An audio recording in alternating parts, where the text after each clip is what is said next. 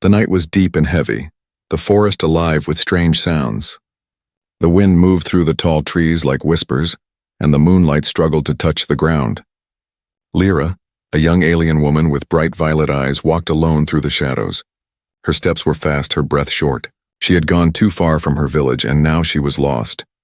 She clutched a small pouch of herbs close to her chest. The healers had asked her to gather them before the storm came. She had not wanted to go, but saying no to the elders was impossible. Now, with the sky dark and the air thick with fear, she wished she had refused. A sudden noise cracked through the trees, a heavy step, not like an animal's. Lyra froze.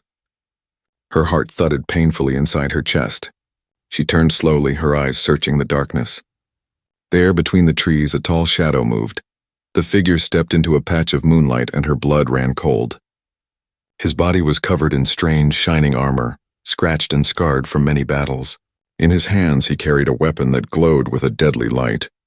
His face was hidden behind a dark visor, reflecting her frightened eyes back at her. A human. Her people had told her stories all her life. Humans were monsters, destroyers, killers with no mercy. They had burned villages, slain warriors, and taken land. Children whispered their name in fear. Elders warned that if a human found you, you would not see the next sunrise. And now one stood before her. Lyra stumbled backward, her hand reaching for a sharp stone from the ground.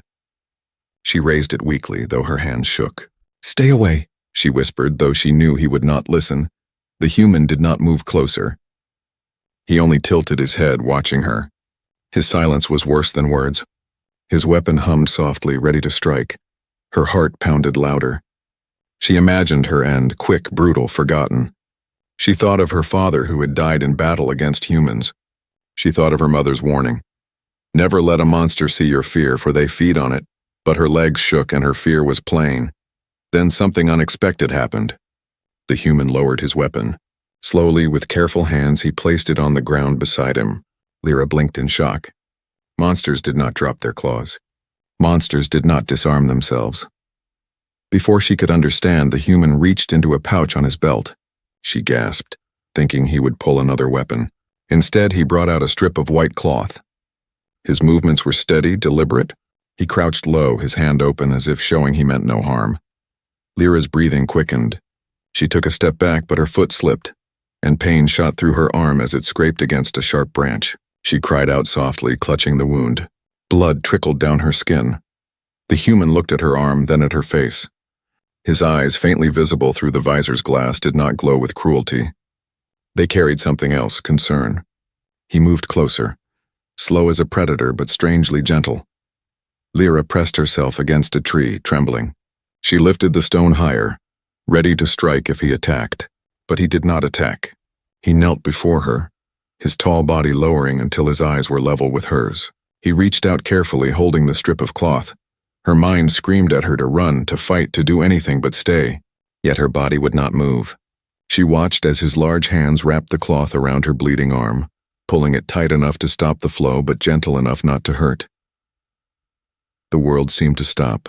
She felt the warmth of his hand, the strange safety in his touch.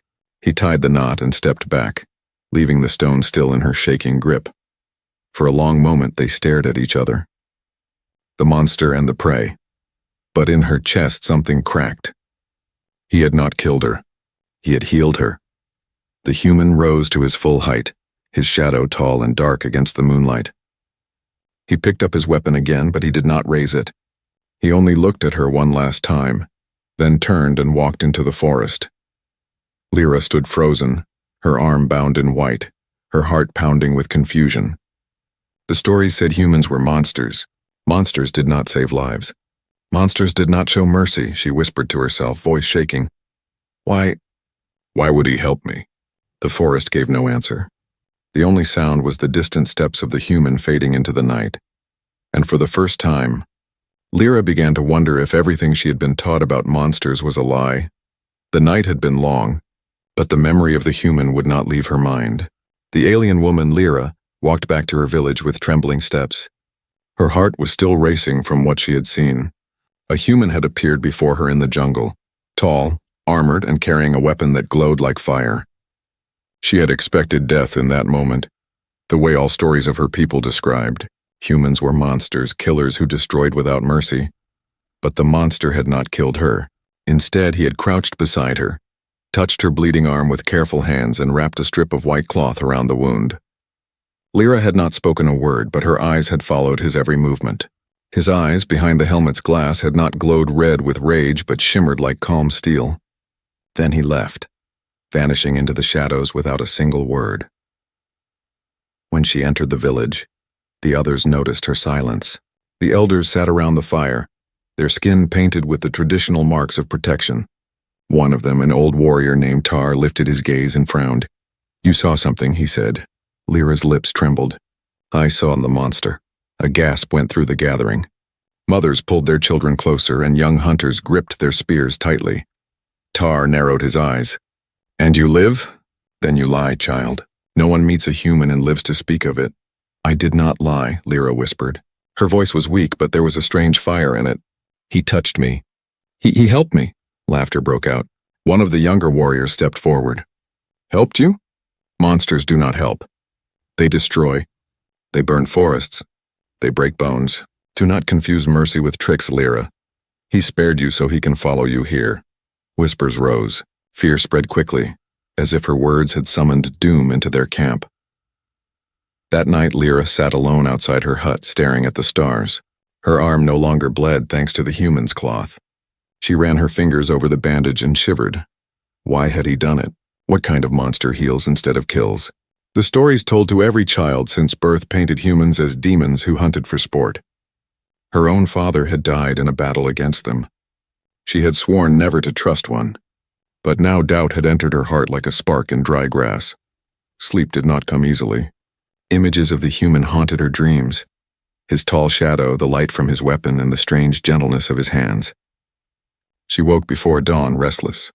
She felt pulled, as if something invisible tied her to the place where they had met.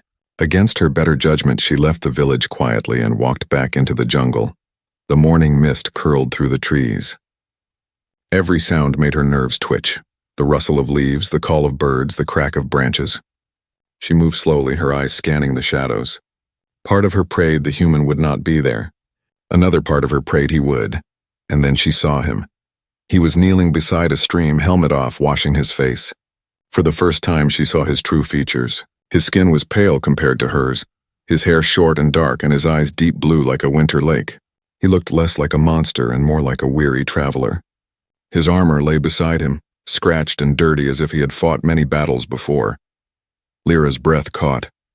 Her heart screamed at her to run, but her feet did not move. Instead, she stepped forward, a twig snapping under her toes. The human's head shot up. His eyes locked on hers instantly. His hand reached for the weapon at his side, but he stopped when he saw her bandaged arm. For a moment, neither spoke.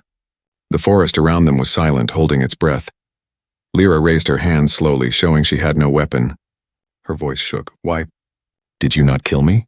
The human tilted his head, confusion flickering in his eyes.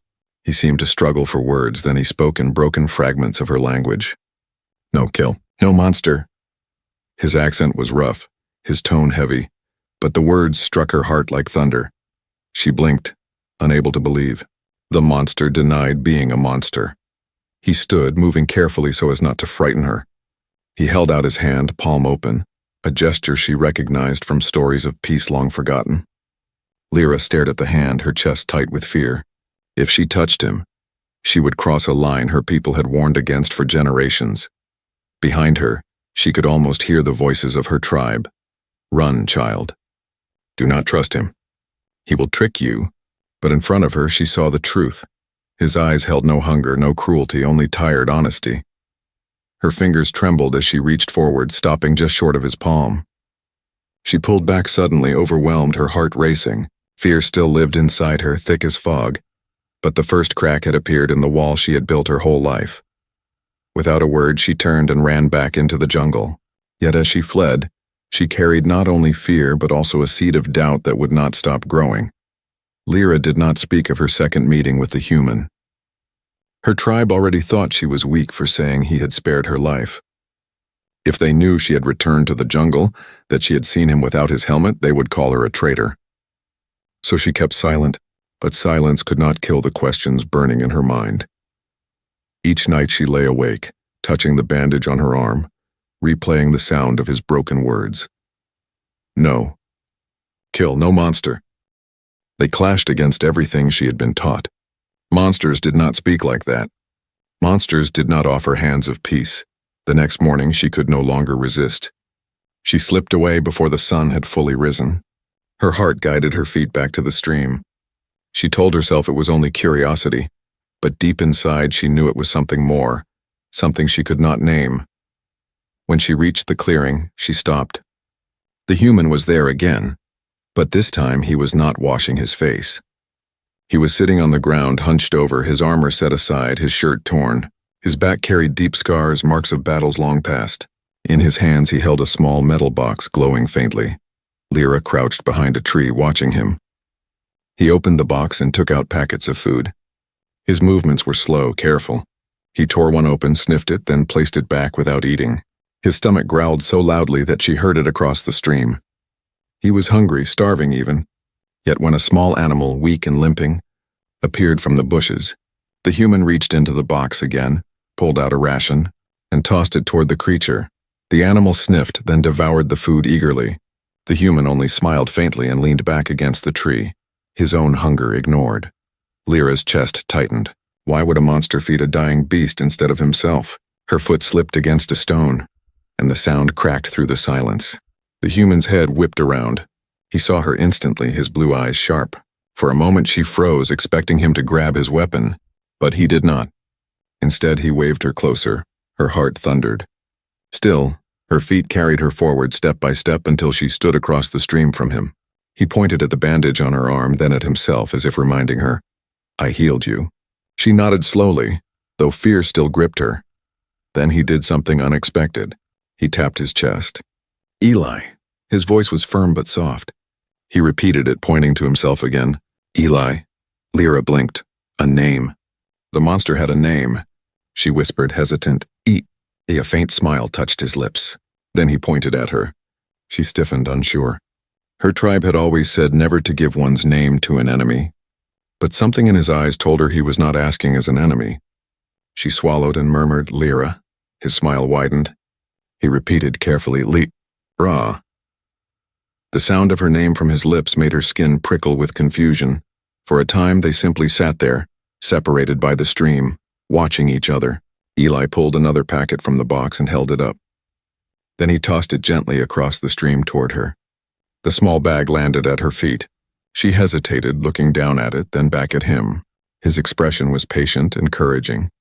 Slowly she picked it up, sniffed it, and tasted the strange food. It was dry, salty, but not unpleasant. She chewed slowly, never taking her eyes off him. Eli only leaned back and let out a long breath as if relieved. At last her voice came quiet and uncertain. "Why help me?" He seemed to think for a long time. Then in his broken words he said, "War. Tired, hurt, no enemy, only people." Lyra's breath caught. She had never heard a human speak like that. Her father had died fighting them. Her people had suffered from their weapons, yet here sat one who spoke of peace. His scars told of pain, his hunger told of sacrifice. He was no heartless beast.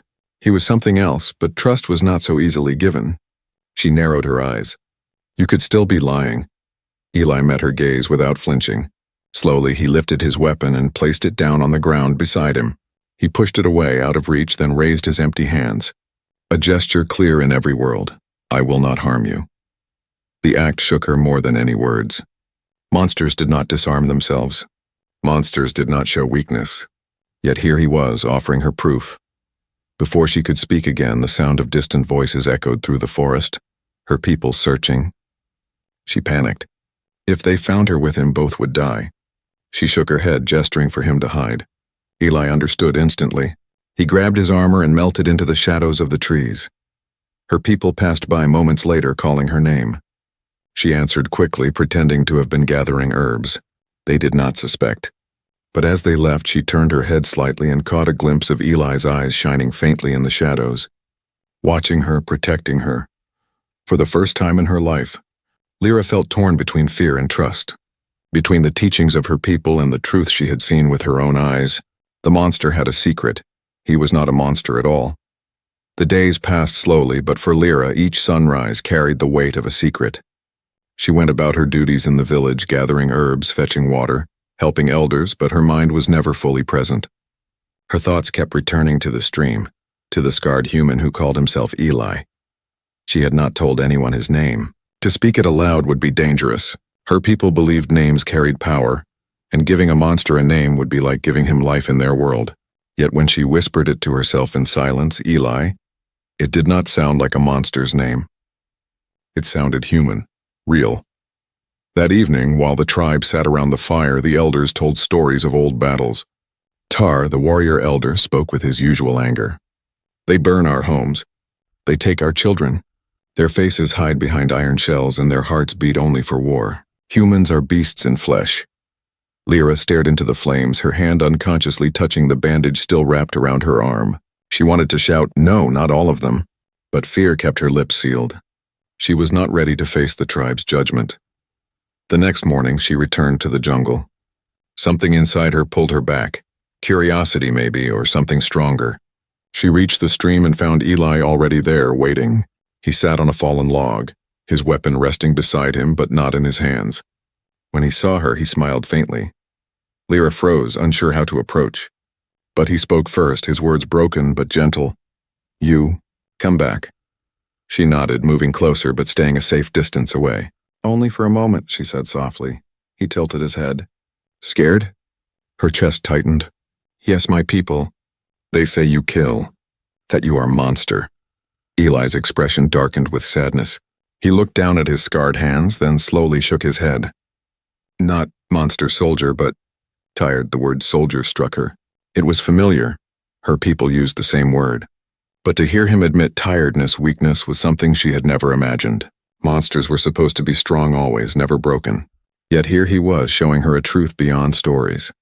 Slowly, Lyra sat across from him, the stream still between them. For the first time, she dared to look directly into his eyes. They were not cruel. They were heavy, carrying pain she could almost feel. "What do you want here?" she asked. He hesitated, then spoke carefully. "Lost, alone, no army, no home." Her heart skipped. He was stranded, just like a bird fallen from the sky. He was not here to conquer. He was here to survive. They sat in silence for a long time. The forest whispered around them, leaves rustling, water flowing, birds calling. The world seemed to pause, letting them exist together in a fragile peace. Then Eli did something that broke the silence. He reached into his bag and pulled out a small object. It was round, smooth, and faintly glowing. He placed it carefully on a stone where she could see it. "What is that?" Lyra asked, leaning forward slightly. He smiled faintly. "Light." He pressed a button and the object lit up, glowing like a tiny star. The soft blue light spread across the clearing, chasing away shadows. Lyra gasped quietly. She had never seen such a thing. Her tribe used fire, but this was different. Clean, pure, beautiful. She reached out her hand, almost touching it, but pulled back quickly. Eli chuckled softly, not mocking, only kind. "Safe," he said. "Not hurt." She hesitated again, then slowly reached out and let her fingers brush the glowing object. It was warm, gentle against her skin. For the first time, she smiled in his presence, just a little. But their fragile peace shattered when a sharp sound echoed from the trees. A branch snapped, too heavy for an animal. Both froze. From the shadows, a figure emerged, one of her tribe's hunters carrying a spear. His eyes widened when he saw Lyra and the human facing each other. Rage twisted his face. "Lyra!" the hunter shouted. "Step away from the monster." Her heart stopped. She leapt to her feet, panic rushing through her.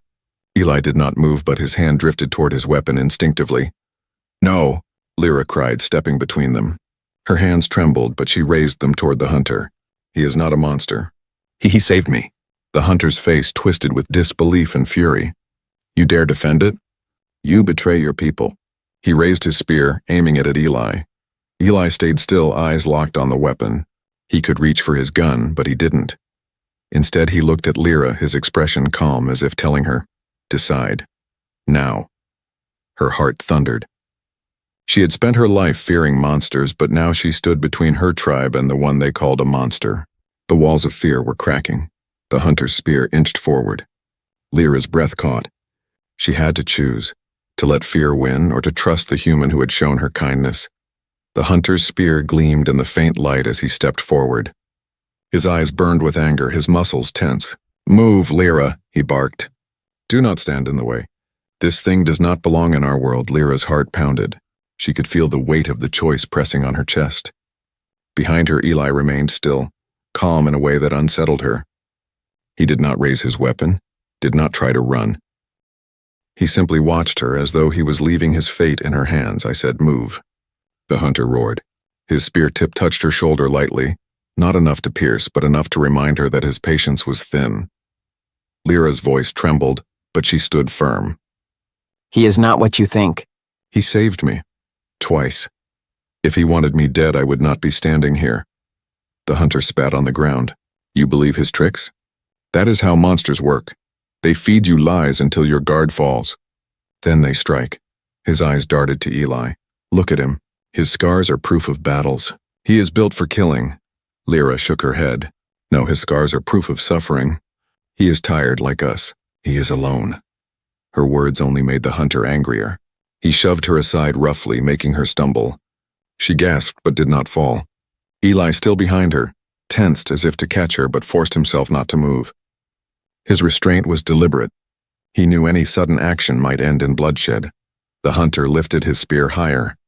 "Enough! I will end this now." Before the blow could fall, Lyra rushed forward and grabbed the shaft of the spear with both hands. "No," she cried. Her voice cracked, but her strength surprised even herself. "You will not touch him." The hunter stared at her in disbelief. "You protect him? Have you lost your mind?" Lyra's chest heaved. She had no words strong enough to explain the storm inside her. All she knew was that Eli had shown her kindness, and that alone was enough to make her fight. "I know what I saw," she whispered, "and I will not let you blind yourself with hate." The hunter's jaw clenched. His eyes darted between her and Eli, calculating. Finally, he stepped back with a sneer. "Then let the elders decide. If you wish to protect a monster, then you will face judgment with him." Lyra's stomach dropped. She glanced at Eli, who had not moved. His eyes were calm, steady. It was as though he had expected this outcome. The hunter raised his voice, calling out to others nearby. Within minutes, more tribe members appeared, spears and bows in hand. They surrounded the clearing quickly, their faces twisted in shock and fury when they saw the human. "Bind him," the hunter ordered. The warriors advanced. Lyra instinctively stepped closer to Eli, her back brushing against his arm. She whispered urgently, "Run, you can escape." But Eli shook his head slowly. In his broken words, he said, "No, if run, you suffer." "I stay." His choice stunned her. He was willing to face capture not for himself but for her. He cared more about her safety than his own freedom. Her chest ached at the realization. Rough hands seized Eli's arms, forcing them behind his back. He did not resist. His weapon was taken, his bag ripped away. They tied his wrists with rope made from woven vine. Even bound, he stood tall, silent, like a soldier accepting his fate. The tribe dragged him toward the village. Lyra followed, her heart heavy. The others whispered behind her, their eyes filled with judgment. Some called her cursed, others said she was bewitched by the monster. She bit her lip but said nothing. When they reached the village, the elders gathered quickly. The fire burned high in the center, casting long shadows. Eli was forced to kneel before them. His scars glistened in the firelight, his face calm despite the hostile stares. Tar, the warrior elder, stepped forward. His voice was sharp as a blade. "What is this, a human? In our village? And you, Lyra, bringing him here?" Lyra's legs trembled, but she forced herself to speak. "He saved my life twice. He is not a monster." The crowd gasped. Some shouted, others cursed. Tar raised his hand, silencing them. His eyes narrowed at her. "You speak madness. Humans destroyed our lands. They killed our kin. And you say this one is different?" Lyra lifted her chin. "Yes, I saw it with my own eyes. He gave me food. He healed my wound. He spared me when he could have ended me." Her voice grew stronger with each word. "If that is a monster, then perhaps we have named wrong." The tribe erupted in chaos, voices clashing. Some demanded Eli's execution. Others, though fewer, hesitated, unsettled by her conviction. Eli sat in silence, watching, his head bowed slightly. At last, Tar's voice cut through the noise. "We will not kill him now. Tomorrow at sunrise, we will decide his fate. Until then, he will be caged." Warriors dragged Eli toward a wooden cage near the edge of the village. Lyra followed, her stomach twisting with guilt. She could see the faint flicker of pain in his eyes, though he did not speak. When they locked the cage, he finally looked at her. Their eyes met through the bars. For a moment, the world around them vanished, the angry voices, the fire, the judgment. In that silence, Lyra felt his unspoken words. I trust you, and in that moment, she made a vow. If her people saw only a monster, then she would show them the truth. She would prove he was more than fear, more than scars. But she knew the trial ahead would not only test him, it would test her as well. The night was heavy with silence. The fire in the village center had burned low, and most of the tribe had returned to their huts. Only the guards remained, posted near the cage at the edge of the settlement. Inside the cage sat Eli, his back against the wooden bars, his wrists still bound with rope. His eyes were half closed, but he was not asleep. Soldiers never slept easily, especially not when surrounded by enemies. From the shadows, Lyra watched him. Her chest felt tight with guilt. She had not meant for this to happen. She had wanted to protect him, but now he was trapped because of her. His scars glowed faintly in the firelight, each one telling a story of pain, of survival. She whispered his name softly, almost afraid the night would carry it away. Eli! His head lifted slightly, his eyes finding her in the darkness. A faint smile tugged at his lips. He did not speak, but he nodded as if to say, I'm still here. Do not fear. Lyra crept closer, keeping low so the guards would not notice. She crouched by the cage and whispered, I am sorry. I should have stopped them. I should have done more. Eli shook his head. His words came slow, broken by his struggle with her language. Not your fault. I choose to stay. Her eyes widened. Why? You could have fought. You could have run. He held her gaze. If run, they hurt you. Better me. Then you? The words cut through her heart like a blade. She had never known anyone, human or alien, who would risk themselves for her. In that moment, she saw his truth more clearly than ever. He was no monster. He was a man who carried kindness even through scars and war. Before she could reply, a roar shook the ground. The guards snapped to attention, their spears raised. From the darkness of the forest came crashing sounds, trees breaking, branches snapping. The night birds scattered in panic. A beast had come. Lyra froze, terror coursing through her veins. She knew that sound. It was a krath, giant, four-legged, with tusks sharp enough to rip through wood and hide thick enough to stop arrows. The tribe had long feared them. The beast charged into the edge of the village, its glowing eyes blazing with fury. Warriors shouted, rushing to meet it. Spears flew, but they bounced off its hide. The krath roared, swinging its tusks and sending two men flying. Panic spread. Women pulled children into huts. Fires crackled higher. Screams filled the night. Eli rose inside his cage, his hands gripping the wooden bars. His eyes darted to Lyra. Open! He barked. She shook her head desperately. I cannot. They will kill you. Kill all, he said sharply, pointing to the beast. If stay, all die. The truth struck her. Her people could not fight the krath alone. They would be slaughtered. And the only one who could help them, the only one strong enough, skilled enough, was locked inside a cage. Her heart raced.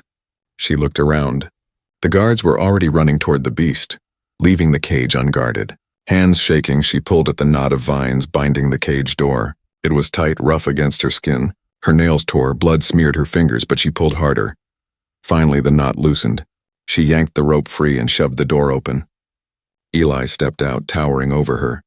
His eyes held no hesitation, only determination. She whispered urgently, Please, do not hurt them. Show them. He gave her a single nod. Then he grabbed a fallen spear from the ground and ran toward the beast. The krath roared again, knocking two warriors aside with a single sweep of its tusks. Eli darted in faster than Lyra had ever seen. He used the spear not as a weapon of war, but with the skill of survival. He jabbed at the beast's side, not enough to pierce, but enough to draw its attention away from the villagers. Here, he shouted, his voice loud and commanding. Me, fight me! The krath turned, its tusks slamming into the ground where he had been a moment before. Eli rolled aside, spear flashing. He moved with the precision of countless battles, each step calculated. The tribe watched in shock.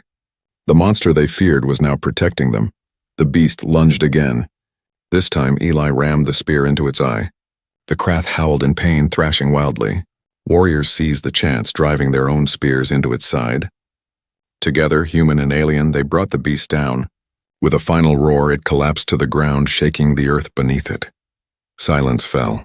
Only the crackle of fire and the labored breaths of the survivors remained. Eli stood over the fallen beast, chest heaving, sweat streaking his scarred face. He let the spear drop and stepped back, hands open, showing he meant no harm. The tribe stared at him, stunned. Not a single warrior spoke. At last, Lyra stepped forward, her voice steady. "Do you see now? He is not a monster. He saved us. He saved all of us." Some nodded, some whispered, others still looked doubtful. But no one could deny what they had seen with their own eyes. Eli glanced at her, his eyes soft despite his exhaustion. In that moment, Lyra understood his sacrifice. He had risked his life for people who hated him, who caged him, who called him a monster, and yet he had chosen to protect them. And in her heart, the last pieces of fear crumbled away. The body of the fallen Krath lay still, its tusks buried deep in the soil, its glowing eyes finally dim. Smoke rose from the broken huts, and the ground was scattered with weapons, blood, and fear. The tribe stood in silence, staring at the man they had once called a monster. Eli stood among them, chest rising and falling heavily. His clothes were torn, his hands covered in dirt and blood, but his posture remained strong. He had fought with courage, not for himself, but for them. For strangers who had caged him, who had judged him, who had hated him. Lyra stepped closer, her voice trembling but filled with strength. "He saved us," she said. "You all saw it. Without him, the beast would have killed us all," the crowd murmured. Some nodded, others looked uncertain. The fear was still there, but it was now tangled with something new, doubt. Tar, the elder warrior, stepped forward. His face was hard, his jaw tight. "Yes, he fought the beast. But do not forget what he is, a human, and humans bring death." Lyra turned to him, her eyes blazing. "And what brought death tonight, Tar? Was it the human or was it the beast? Who stood between us and the tusks when we could not? He did, not you, not me, him." Her words rang through the village like a strike of lightning. Some of the younger warriors lowered their spears, shame flickering in their eyes. Mothers clutched their children tighter, but they no longer looked at Eli with pure hate. Now they looked with confusion. Eli did not speak. He only watched, standing tall but calm, waiting for their judgment. Tar's voice rose again, sharp and bitter. "This does not erase what his kind has done. For every life he saved tonight, how many of our kin have humans taken? Do not be fooled by one act." Lyra's hands clenched.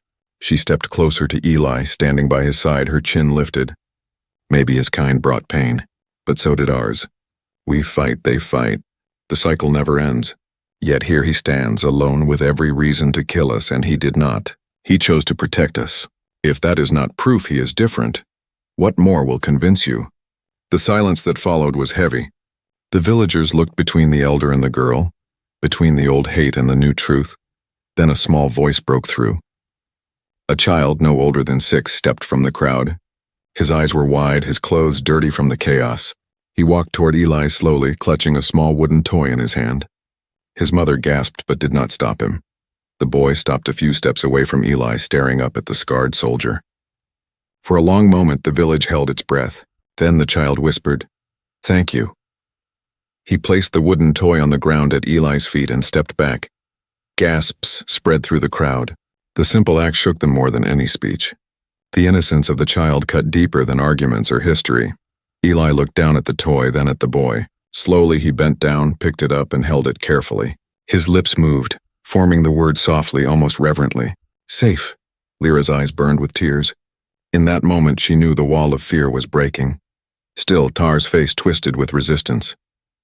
"One child does not change centuries of blood," he growled. Eli finally spoke, his voice low but steady, his accent heavy but clear enough for all to hear. "War takes all, no winners, only graves. I fight to end fight, not to start." The words struck the villagers like stones to glass. They had never heard a human speak of peace, never imagined one could. The silence stretched long and deep. At last, the chief elder, older even than Tar, rose from his seat near the fire. His voice was frail but carried weight. "Perhaps we have been blind. Perhaps hate has made monsters of us all. Tonight this human saved us. For that we owe him life. He will not be executed." Shock rippled through the crowd. Some argued, some protested, but none dared challenge the elder's final word. Lyra let out a shaky breath, relief flooding her chest. She looked at Eli, whose shoulders finally eased slightly. Their eyes met, and in that moment unspoken words passed between them. Trust was born. As the tribe began to scatter, repairing damage and tending to the wounded, Lyra remained by Eli's side. She whispered, "They will never see you as a monster again." Eli's tired eyes softened. He said only 2 words, "Hope grows," and for the first time she believed it.